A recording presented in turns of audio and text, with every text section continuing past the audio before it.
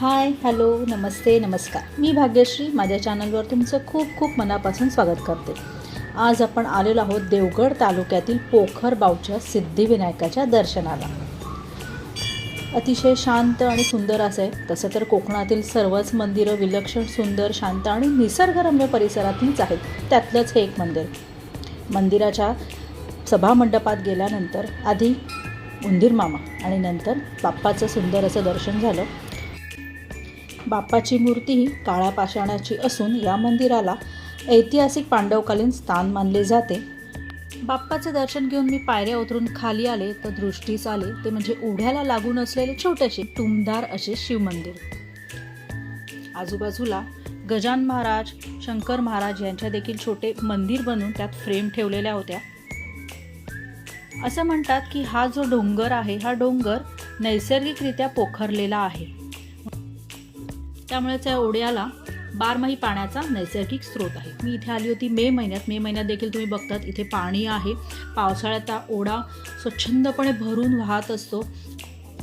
या ओढ्यामध्ये या पाण्यामध्ये आत्ता रंगीबेरंगी छोटे छोटे मासे आणि कासव आहे. जो कासव मस्तपैकी इथे पाण्यात पोहत होता आणि आम्ही सगळे मजा घेत होतो आणि त्याचे सगळे फोटो देखील काढत होते.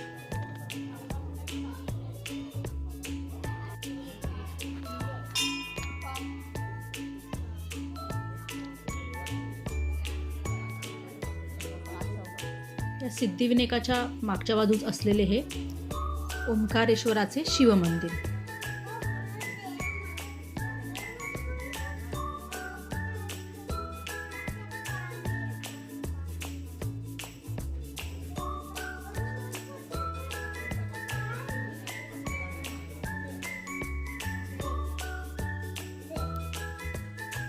हे आहे ओंकारेश्वराचे स्वयंभू शिवलिंग, जे फुलांनी छानपैकी सजवलेले आहे.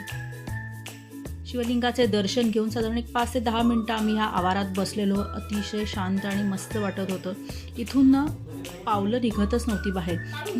मी या मंदिराचे फोटो व्हिडिओ बरेचसे पाहिलेले होते. मी देवगडात आले ना की वेगवेगळ्या मंदिरांची दर्शनं घेतच असते, पण हे मंदिर माझ्याकडनं राहिलं होतं. यावेळेस ठरवलं होतं या मंदिराला नक्की भेट द्यायची. बरीचशी मंदिरं पाहिली देवगडामधली, पण हे मंदिर म्हणजे अप्रतिम होतं. इकडचा अनुभव देखील खूप वेगळाच होता. मला खूप आवडलं आहे मंदिर. तुम्ही जर देवगडात आलात आणि तुम्हाला जर मंदिरात यायचं असेल तर हे देवगडपासून साधारण 12 ते 14 किलोमीटर अंतरावर आहे.